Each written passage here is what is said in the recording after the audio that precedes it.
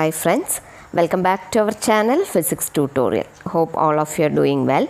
ഇന്ന് നമ്മൾ ഡിസ്കസ് ചെയ്യാൻ പോകുന്നത് കൂളംസ് ലോയുടെ കണ്ടിന്യൂവേഷനാണ്. കഴിഞ്ഞ ദിവസം കൂളംസ് ലോ ആണ് നമ്മൾ പറഞ്ഞു നിർത്തിയത്.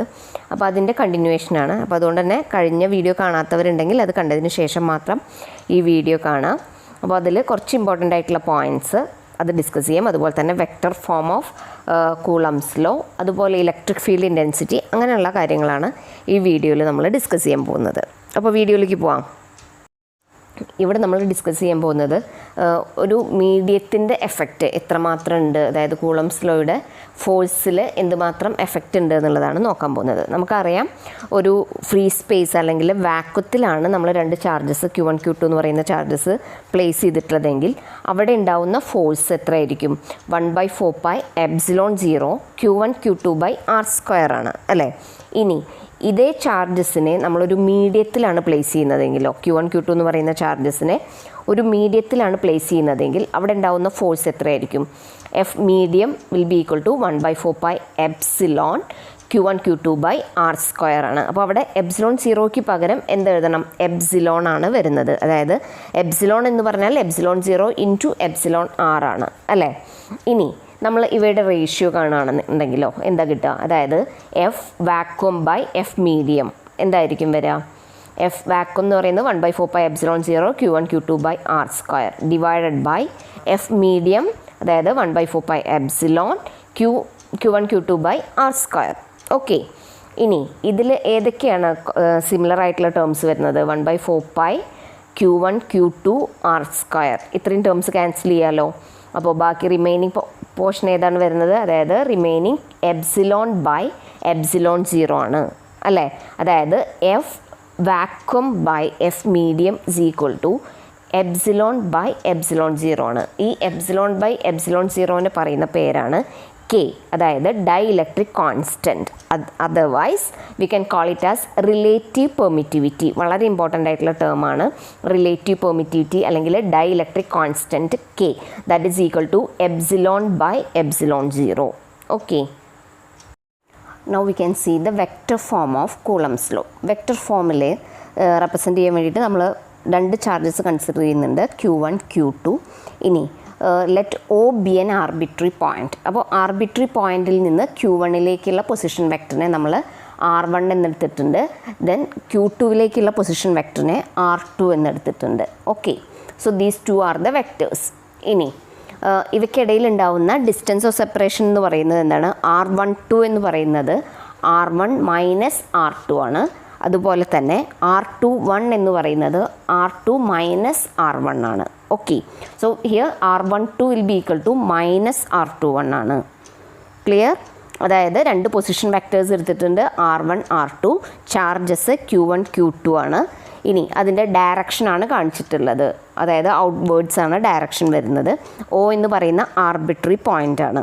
ഇനി അവയ്ക്കിടയിൽ ഉണ്ടാവുന്ന ഡിസ്റ്റൻസ് ഓഫ് സെപ്പറേഷനെ നമ്മൾ, ഇനി രണ്ട് ചാർജസ് ഉണ്ടെങ്കിൽ, അതായത് Q1 Q2 പറയുന്ന ചാർജസ് ഉണ്ട്. സോ Q1ൽ Q2 ഒരു ഫോഴ്സ് ആക്ട് ചെയ്യും.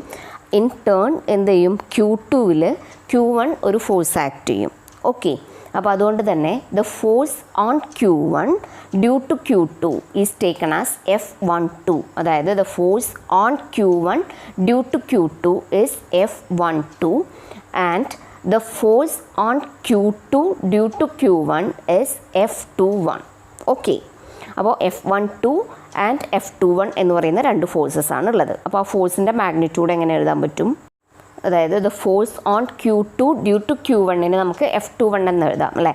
ഇനി വെക്റ്റർ ഫോമിൽ എഴുതുമ്പോൾ എന്ത് ചെയ്യണം? അതിനെ യൂണിറ്റ് വെക്റ്റർ കൊണ്ട് മൾട്ടിപ്ലൈ ചെയ്യണം. So what we will get?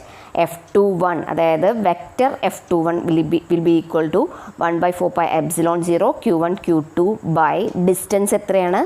R21. Okay, so R21 square into R21 cap. So that is the unit vector. ഇനി നെക്സ്റ്റ് കേസിൽ അപ്പോൾ എന്തായിരിക്കും? അതായത് force on Q1 due to Q2, that is F12. Okay, the force on Q1 due to Q2, that is F12, that is equal to 1/4πε0 then Q1 Q2 by R12 square into R12 cap. Okay, now we have the two forces, that is F12 and F21 in vector form. Okay, now we can compare the magnitudes. When we compare the two equations, here the only difference is in the distance of separation, that is R12 and R21. അല്ലേ, R12 R21 മാത്രമാണ് different ആയിട്ടുള്ളത്. So we know that R12 is equal to minus R21 അല്ലെങ്കിൽ R21 is equal to minus R12 ആണ്. അപ്പോൾ അങ്ങനെയാണെങ്കിൽ force എന്തിന് equivalent ആയിരിക്കും? Yes, F21 will be equal to minus F12ന് equal ആയിരിക്കും. ഓക്കെ, ഇനി ഈ കൺസെപ്റ്റ് നമ്മളിതിന് മുമ്പ് പഠിച്ചിട്ടുണ്ട് അല്ലേ? കഴിഞ്ഞ വർഷം നമ്മളൊരു ലോ പഠിച്ചിട്ടുണ്ടായിരുന്നു. അത് ഏത് ലോ ആണ്? Yes, Newton's third law. Okay, so that is F21 is equal to minus F12. This means that the forces exerted by both charges on each other are equal and opposite. Okay. ഇതിൽ ശ്രദ്ധിക്കേണ്ട കാര്യം എന്ന് പറഞ്ഞാൽ vector ഫോമിലേക്ക് convert ചെയ്യുമ്പോൾ നമ്മൾ unit vector കൊണ്ട് multiply ചെയ്യാൻ മറന്നു പോകരുത്. Okay, our next topic is superposition of electrostatic forces ആണ്. എന്താണ് superposition of electrostatic forces എന്നുകൊണ്ട് ഉദ്ദേശിക്കുന്നത്? അപ്പോൾ ഇത്രയും സമയം നമ്മൾ ഡിസ്കസ് ചെയ്തത് 2 പോയിൻറ്റ് ചാർജസ് ആയിരുന്നു അല്ലേ? Q1 Q2, അവയ്ക്കിടയിൽ ഉണ്ടാവുന്ന ഫോഴ്സ്, അതുപോലെ തന്നെ അതിനെ എങ്ങനെ വെക്റ്റർ ഫോമിൽ റെപ്രസെൻറ്റ് ചെയ്യാം, ഈ കാര്യങ്ങളൊക്കെയാണ് നമ്മൾ പറഞ്ഞത്. ഇനി അതായത് 2 ചാർജിന് പകരം നമ്പർ ഓഫ് ചാർജസ് ഉണ്ട് എന്ന് വിചാരിക്കാം. അതായത് ഇവിടെ നമുക്ക് ഡയഗ്രത്തിൽ കാണാൻ പറ്റും, Q എന്ന് പറയുന്ന ഒരു പോയിൻ്റ് ചാർജ് ഉണ്ട്. ആ Qവിൽ നിന്ന് R1 ഡിസ്റ്റൻസിലുള്ള ഒരു ചാർജാണ് Q1, R2 ഡിസ്റ്റൻസിലെ Q2, then R3 ഡിസ്റ്റൻസിലെ Q3, etcetera Qn-1, then Qn, അങ്ങനെ n നമ്പർ ഓഫ് ചാർജസ് ഉണ്ട് അവിടെ. അങ്ങനെ ആവുമ്പോൾ അവിടെ ഉണ്ടാവുന്ന ടോട്ടൽ ഫോഴ്സ് നമുക്ക് എങ്ങനെ കാണാൻ പറ്റും എന്നുള്ളതാണ് നോക്കാൻ പോകുന്നത്. ഇവിടെ Q1 എന്ന് പറയുന്ന ചാർജ് കൊണ്ട് Qവിൽ ഒരു ഫോഴ്സ് ആക്ട് ചെയ്യും, അതുപോലെ Q2 ചാർജ് കൊണ്ട് Qവിൽ ഒരു ഫോഴ്സ് ആക്ട് ചെയ്യുന്നുണ്ട്. അങ്ങനെ n ചാർജസ് കൊണ്ടും എന്തുണ്ടാവുന്നുണ്ട്? Qവിൽ ഒരു ഫോഴ്സ് ആക്ട് ചെയ്യുന്നുണ്ട്. So what will be the force on Q due to Q1? So that we can take it as F1. അതുപോലെ തന്നെ the force acting on Q due to Q2 will be equal to F2, etcetera Fn എന്ന് എഴുതിക്കൂടെ. അതായത് total charges, total force കാണണമെന്നുണ്ടെങ്കിൽ ഈ ഓരോ ഫോഴ്സിൻ്റെയും sum കണ്ടാൽ പോരെ, അതായത് വെക്റ്റർ സമ്മ് കണ്ടാൽ മതി അല്ലേ? അപ്പോൾ നമുക്ക് എങ്ങനെ പറയാം? ദ ടോട്ടൽ ഫോഴ്സ് എന്ന് പറയുന്നത് എന്തിന് ഈക്വൽ ആയിരിക്കും? The total force on the given charges is equal to the vector sum of the forces exerted on it by all remaining charges. Okay, so what is superposition principle? The principle states that when a number of charges are interacting, the total force on the given charge is equal to the vector sum of the forces exerted on it by all remaining charges. Okay, അപ്പോൾ എങ്ങനെ എഴുതാം അതിനെ? F is equal to, അതായത് vector ആയിട്ടാണ് എഴുതുന്നത്, vector സമ്മാണ് കാണുന്നത്. So vector F will be equal to vector F1 plus vector F2 plus etcetera vector Fn-ന് equal ആയിരിക്കും. ഇനി suppose we have 2 vectors which makes an angle theta, അതായത് 2 വെക്റ്റേഴ്സിനിടയ്ക്ക് ഒരു angle theta make ചെയ്യുന്നുണ്ടെങ്കിൽ how we can add? നമ്മൾ കഴിഞ്ഞ വർഷം പഠിച്ചിട്ടുണ്ട് അല്ലേ? പാരലോഗ്രാം ലോ ഓഫ് വെക്റ്റേഴ്സിൽ പഠിച്ചിട്ടുണ്ട്. എഫ് എന്ന് പറയുന്നത് എന്തിന് ഈക്വൽ ആയിരിക്കും? Root of F1² plus F2² plus 2F1 F2 cos theta. You just keep it in your mind. Okay, അപ്പോൾ അത്രയാണ് വെക്റ്റർ, അതായത് superposition of electrostatic forces എന്ന് പറയുന്നത്. Clear? We know that the SI unit of charge is coulomb അല്ലേ? കൂളമാണ് SI unit of charge. എങ്ങനെയാണ് coulomb define ചെയ്യാൻ നോക്കാം. നമ്മൾ സാധാരണ ചെയ്യുന്നത് പോലെ തന്നെ ഇക്വേഷനിൽ എന്ത് ചെയ്യാം? എല്ലാ ക്വാണ്ടിറ്റീസിനും യൂണിറ്റ് കൊടുക്കാം. യൂണിറ്റ് വാല്യൂസ് കൊടുത്തു കഴിഞ്ഞാൽ നമുക്ക് എന്ത് ചെയ്യാം? ഈസി ആയിട്ട് കൂളം ഡിഫൈൻ ചെയ്യാം. അപ്പോൾ ഇവിടെ ഇക്വേഷൻ എന്താണ്? എഫ് എന്ന് പറയുന്നത് 1/4πε0 εr Q1 Q2/r² ആണ് അല്ലേ? ഇനി ഇതിന് 1/4πε0 എന്ന് പറയുന്ന value it is 9 × 10⁹, right? So that will be 9 × 10⁹/εr into Q1 Q2/r². Clear അല്ലേ? അപ്പോൾ ഇനി ചെയ്യേണ്ടത് നമ്മൾ ഓരോ വാല്യൂസ്, അതായത് Q1 Q2 1 ആണെന്ന് എടുക്കാം. അതുപോലെ തന്നെ distance r is equal to 1 meter. ഇനി എപ്സിലോൺ ആർ എന്ന് പറയുന്നത് നമ്മൾ എയറിലാണ് പ്ലേസ് ചെയ്യുന്നതെങ്കിൽ എപ്സിലോൺ ആറിൻ്റെ വാല്യൂ എത്രയായിരിക്കും? 1 ആണ്. ഓക്കെ, അങ്ങനെ ഒരു സിറ്റുവേഷനിൽ നമുക്ക് കിട്ടുന്ന ഫോഴ്സ് എന്തിന് ഈക്വൽ ആയിരിക്കും? യെസ്, ബാക്കി എല്ലാ വാല്യൂസും യൂണിറ്റിയാണ്. അപ്പോൾ എന്ത് വരും? എഫ് എന്ന് പറയുന്നത് 9 × 10⁹ ന്യൂട്ടൺ ആയിരിക്കും. ഇനി ഡിഫൈൻ ചെയ്യാലോ. എങ്ങനെ ഡിഫൈൻ ചെയ്യാം? അതായത് 1 coulomb is that charge which when placed in air or അത് മെൻഷൻ ചെയ്യണം. Okay, then at a distance of 1 meter from an equal and similar charge repels with a force of 9 × 10⁹ Newton. Okay, that is 1 coulomb is that charge which when placed in air or vacuum at a distance of 1 meter from an equal and similar charge repels with a force of 9 × 10⁹ Newton. So that is 1 coulomb. Next is A new topic, that is electric field. Important ആയിട്ടുള്ള ടോപ്പിക്കാണ് electric field. അപ്പോൾ electric field എന്ന് പറയുന്ന ഒരു concept introduce ചെയ്യുന്നത് Michael Faraday ആണ്. Electric field എന്ന് പറയുന്ന പേരിൽ നിന്ന് ഏകദേശം ഒരു ഐഡിയ കിട്ടുന്നുണ്ടാവില്ലേ, അതൊരു ഫീൽഡാണ്. അതായത് ഇപ്പോൾ നമ്മളൊരു ചാർജ് വെച്ച് കഴിഞ്ഞാൽ ആ ചാർജിന് ചുറ്റും അതിൻ്റെ ഇൻഫ്ലുവൻസ് ഉണ്ടാവുന്ന ഒരു ഏരിയ, ആ ഒരു ഫീൽഡ്, അതിനെയാണ് നമ്മൾ ഇലക്ട്രിക് ഫീൽഡ് എന്ന് പറയുക. അതായത് വളരെ കുറച്ച് അതിൻ്റെ തൊട്ടടുത്തുള്ള കുറച്ച് ഭാഗത്ത് എന്തുണ്ടാവും? അതിൻ്റെ ഒരു ഇൻഫ്ലുവൻസ് ഉണ്ടാവും ആ ഇലക്ട്രിക് ചാർജിൻ്റെ. അപ്പോൾ അത് നമ്മൾ മനസ്സിലാക്കാൻ വേണ്ടിയിട്ട് സാധാരണ ഒരു യൂണിറ്റ് പോസിറ്റീവ് ചാർജ് പ്ലേസ് ചെയ്യാണ് ചെയ്യുക. അപ്പോൾ അതിനകത്തൊരു ഫോഴ്സ് ആക്ട് ചെയ്യുന്നുണ്ടെങ്കിൽ നമുക്ക് മനസ്സിലാക്കാൻ പറ്റും അവിടെ എന്തുണ്ട്? ഇലക്ട്രിക് ഫീൽഡ് ഉണ്ട് എന്ന് മനസ്സിലാക്കാൻ പറ്റും. ഓക്കെ, അപ്പോൾ എങ്ങനെയാണ് ഇലക്ട്രിക് ഫീൽഡിനെ ഡിഫൈൻ ചെയ്യാം? ഇലക്ട്രിക് ഫീൽഡ് എന്ന് പറഞ്ഞാൽ it is A region around a charge where its effect can be felt. Okay, that is the region around a charge where its effect can be felt. That is electric field.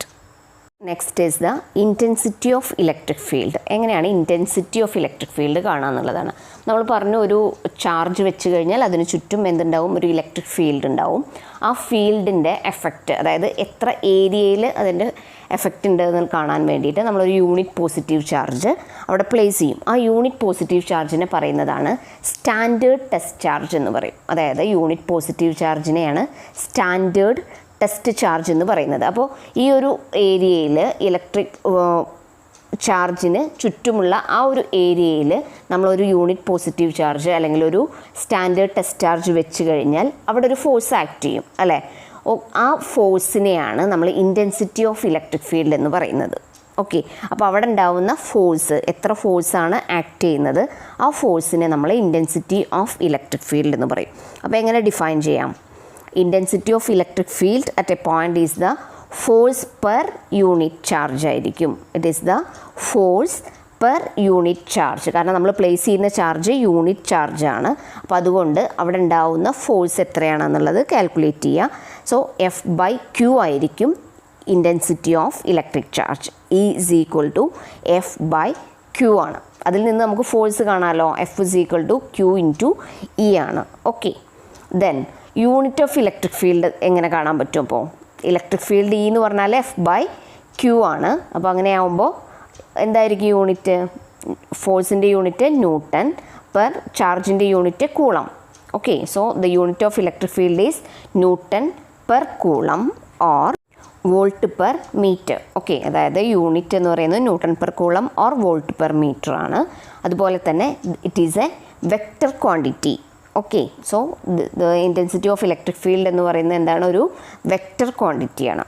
Clear? Electric ഫീൽഡിനെ കുറിച്ചിട്ട് detail ആയിട്ടുള്ള കാര്യങ്ങൾ discuss ചെയ്യാനുണ്ട്. അപ്പോൾ അത് നമുക്ക് അടുത്ത വീഡിയോയിൽ നോക്കാം. Okay, now we can have A quick review. The first thing that we have discussed was the effect of medium, that is dielectric constant or relative permittivity. Dielectric constant K is equal to epsilon by epsilon 0 or epsilon R is equal to epsilon by epsilon 0. Then the vector form of Coulomb's law. What was the vector form? F21, vector F21 is equal to 1 by 4 pi epsilon 0 Q1 Q2 by R21 square into R21 cap. In the same way F12, that is equal to 1 by 4 pi epsilon 0 Q1 Q2 by R12 square into R12 cap. Also F12 is equal to minus F21. Okay, then the next point was superposition of electrostatic forces. What was the superposition principle?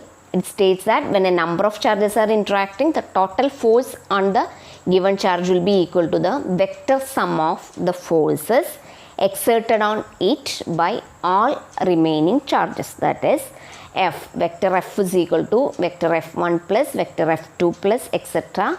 plus vector Fn. The next point is definition of coulomb. How we have defined? 1 coulomb is that charge which, when placed in air or vacuum at a distance of 1 meter from an equal and similar charge, repels with a force of 9 into 10 raised to 9 Newton. Okay. Then the last point was electric field. Yes, what is electric field? It is the region surrounding a charge where its influence is felt. Also, we have discussed the intensity of electric field. That is the electric force per unit positive charge placed at that point. Okay. So, now we can conclude the video. If you like my video, please like, share and subscribe. Thanks for watching.